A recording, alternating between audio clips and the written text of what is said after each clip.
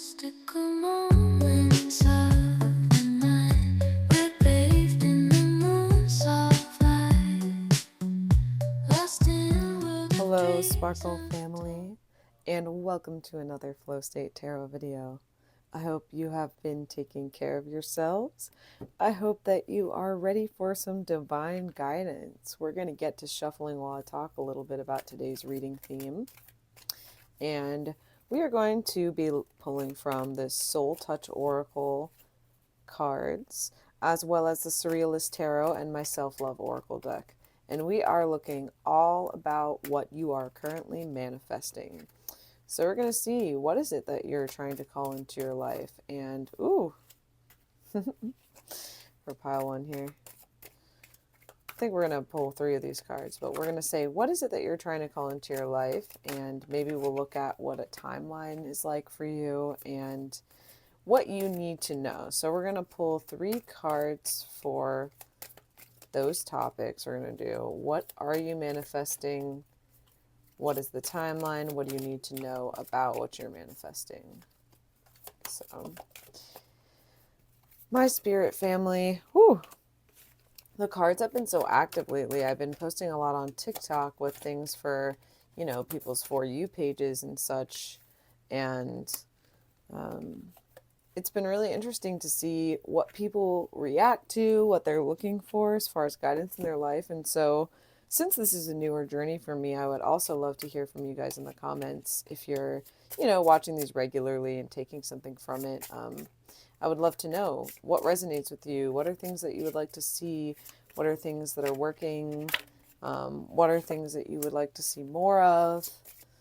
Anything like that. What is something that when it comes on your page, as far as spirituality, that it really resonates with you, and it makes you want to know more about that creator?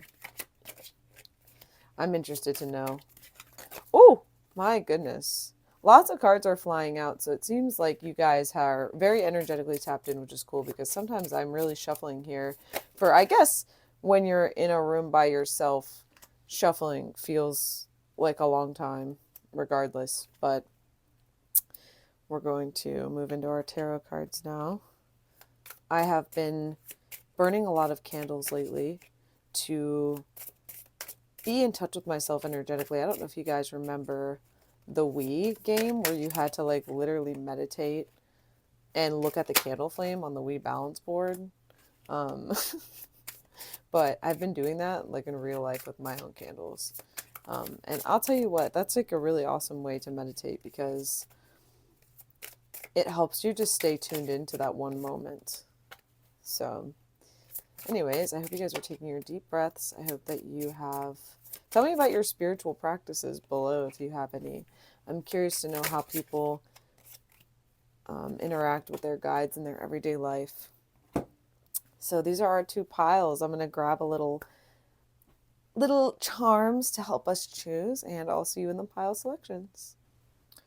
All right, everyone, just some cute little trinkets to help you pick. We have pile 1 with the dinosaur, and we have pile 2 with the cute little squinky, if you remember those things. They would go on the top of your pencil. They came in these little orbs. But yeah, take some moment. You can pause here, reflect, see which pile calls to you more. You can also look at the timestamps and see if something jumps out to you there, and I'll see you in your pile. Hello, pile number 1. If you pick the dinosaur, this is going to be your reading. And the way that I'm going to do this today, I have 3 different cards. I have the 3 different cards of 3 different decks. I have the Surrealist Tarot, I have the Self-Love Oracle, and I have the Soul Touch Oracle. And the way I'm going to do this reading today is there's going to be 3 spots. 1 for what we're manifesting, 1 for the timeline, and 1 for what we need to know. But before we jump into all of that, as a little extra, we're going to pull out kind of the anchor for this reading. We're going to pull out a card that is going to ground us, and we're going to come back to it, and it's going to tie all the different parts of the reading together. So we're going to see what pops out for our pile 1s and see how we can guide them and look at what they're manifesting. Ooh, you got 2. All right, we're gonna take it. be the reason for someone's smile today. I am patient and kind. So, pile one, what are you manifesting? Well, definitely patience and kindness and making people smile. So let's dive right into it. We're going to start to anchor ourselves with the 3 tarot cards.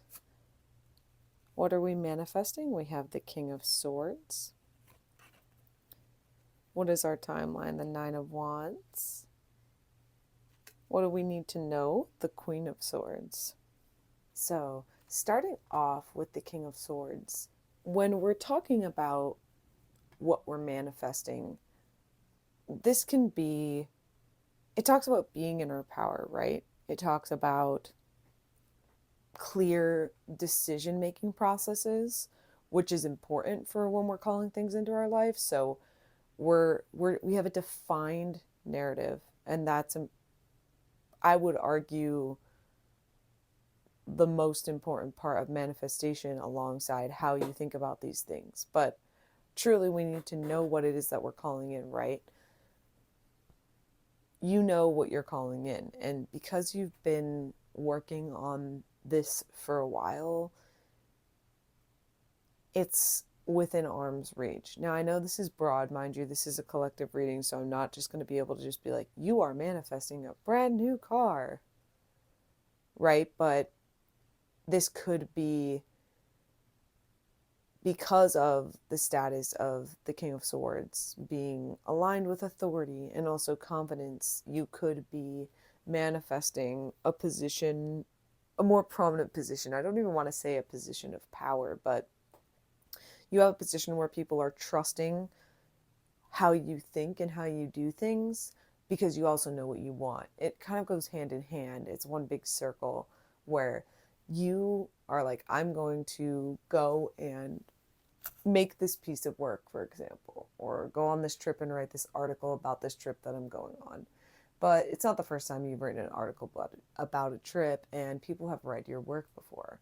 So you go, you do this thing, and then all of a sudden, someone from a magazine reads the piece that you published, like you always do, but they give you a job writing for the magazine, and now they pay for all your travel because they trust your word. They see that you've been doing it in your free time because you like to do it and you've done something of quality, and now they want that to contribute to their brand. So you're calling in this authoritative action kind of position. And if you look closely here, it's kind of all laid out the way the flame lines up is school too, where you're up there at the top. You're kind of worked your way through all of this, but right now you're here. You're at the top. People are maybe not paying full attention to what you're doing at all times, but they know that they can trust that the decisions that you'll make, especially if they're involved, are going to be, say, in a business perspective, cost effective, or it's going to result in a way that is positive. So I want to, as we're going through these, build upon this because these are going to be how we learn more about what we're manifesting. But I want to look at the self-love oracle cards now. We have this. I am brave enough to put myself first. So you're also manifesting a time where you are the priority and you're not worried about, is this person okay with what I do, what I'm doing? Are they okay with the decision I'm making? That's not something that you're thinking about. And so this could have been something that you've also been long-term manifesting, like moving out of the people-pleasing kind of tendencies that you might have. So building on this, being brave enough to put ourselves first. Our soul touch card has us reflecting on how our inner self can tame the demons in the darkness. When we fill ourselves with light, we are in control of the darkness that may come. So notice too how this like cerebral yellow, it's very similar to the card that's anchoring us in our first position here. So, what you're manifesting is meant for you. And I know seems a little silly, right? But sometimes we latch on to things that aren't meant for us. And this position is meant for you. The most important thing is that you just remind yourself that it is meant for you and that this is the thing that you are desiring. So, moving on, we have the second card position, the Nine of Wands, which is talking about a timeline. And for our timeline, the Nine of Wands, we look at 9 weeks, 9 days, 9 months. Definitely not 9 years, because we're looking at what are you manifesting currently. So 9 years would be a very long stretch timeline for that. But as well as the opposite side of that coin with 9 minutes being too quickly. But we're looking at 9 days, 9 weeks, 9 months for this to come into your life. Behold within the rhythm of your heart. So you'll get intuitive feelings and signs when the right things are showing up for you. And you'll have this inner knowing, and you'll show up for yourself. You'll show up for your inner child and the person that you currently are. Two versions of yourself, both guided by the light that you've been cultivating. Lastly, we have what do you need to know, represented by the Queen of Swords. The Queen of Swords is, especially in this imagery, reminding us to stand in our power, not to turn our back on ourselves. We have everything we need, and as we've established earlier in the reading, we're meant for this position. We're meant for this process. We're meant for this manifestation. And so we can't give up on ourselves, because we are the holders of our future. We are the holders of our dreams. And if we don't make them into reality, then they'll fall to the wayside. And it's just important to keep also an eye on the reflection of truth of what's actually happening in this scenario in your life, as opposed to how we hope that the situation was happening. So something to be aware of, or something to be aware of, is to be honest with yourself through this process. Whatever you're manifesting, keep it honest through the entire process.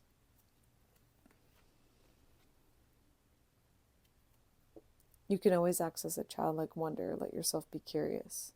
So be curious. Call in that youthful energy that is always accessible to you, and be excited about the fact that whenever you want to be friends with the little you can, that they're always inside of you, just waiting for someone to hang out with them. It can feel lonely sometimes, but you're grounded, you're rooted, and you're in a network for success. So remember and stay rooted in the light that you've created for yourself that's illuminating the path in front of you. I hope this was helpful, my friends.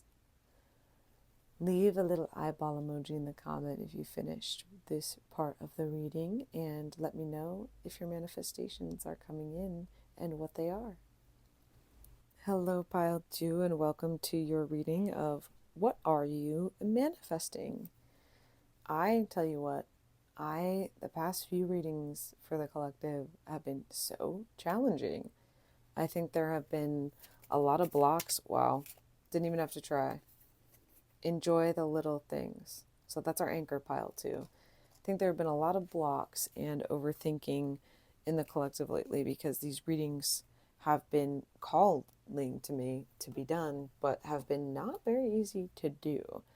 Even doing the actual reading, like the filming process, but also the reading, I feel like I'm stuttering. I'm all over the place. So if that resonates with you, maybe take some time in this next week to just be still and to get excited about the things you're manifesting. So we have 3 soul touch cards that we're going to look at, 3 self-love oracle cards, and 3 surrealist tarot cards. And the way that we're going to read them is as so. We have, what are we manifesting? What is the timeline? And what do we need to know? and we will use these as clarifiers on top as we go. So, pile number 2, what are we manifesting?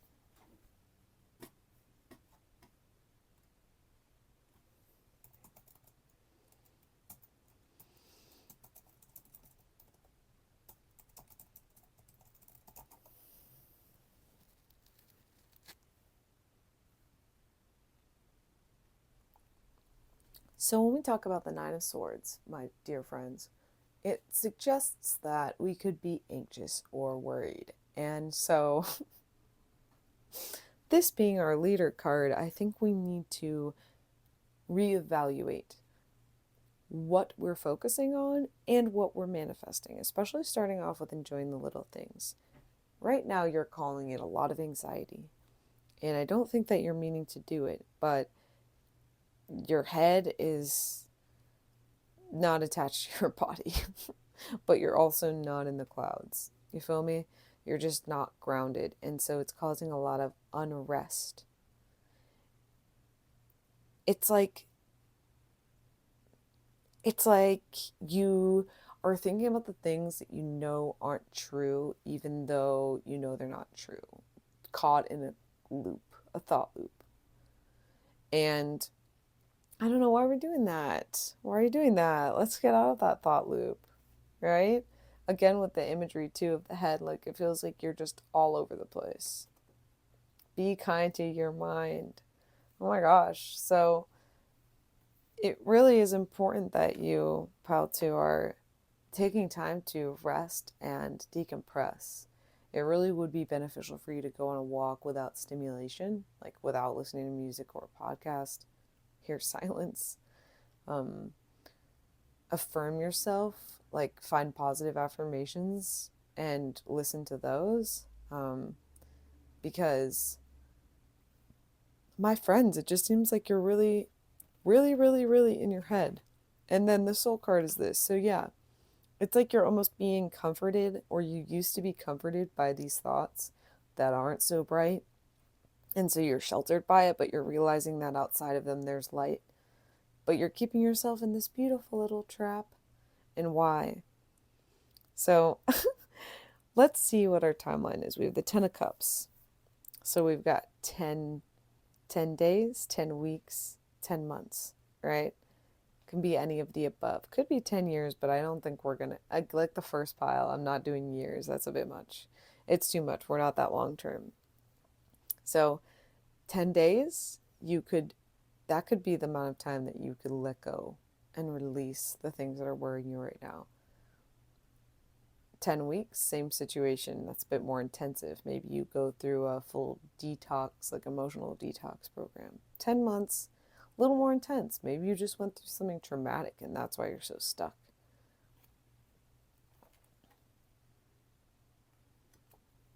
An inner glimmer leads to surface shimmer. So work on the inside. Work on weeding your garden. Work on the thoughts that are darkening the path for you and causing you to not be able to enjoy the little things that are happening in your life.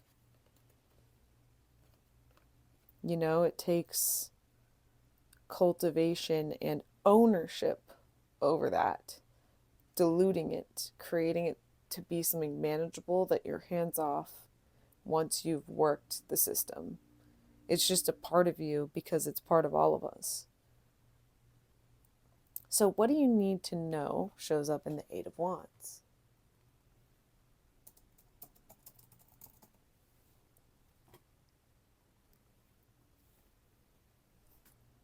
The Eight of Wands, we're talking about swiftness, action, movement, confirmation. So, the best thing I could say, my dear friend, with love is start moving on this. Start making the moves to unravel the thoughts that are making you anxious. Start doing the work, even if it's going to take you 10 weeks or 10 months. Perfect just as you are, bright as the North Star. So you're not trying to be a new person, you know? You don't need to undo yourself. You just need to work on cultivating the dilution of your pain and the integrating of it to who you are as a person, because we all have pain that becomes a part of who we are. We never fully get rid of the pain of loss. We just weave it into the fabrics of our being in a way that's a little thread instead of a gaping hole. Literally, right? Can't make that up. You are in control. And even when there's darkness, you exude light. So, my dear pile number 2, if you made it to the end of this reading, leave a little hug emoji in the comments and let me know what action you're going to take to start navigating and diluting your anxieties and stop calling in only pain and fear. I hope you guys have enjoyed this quick little reading, and I'll see you in the next one. Mystical moments of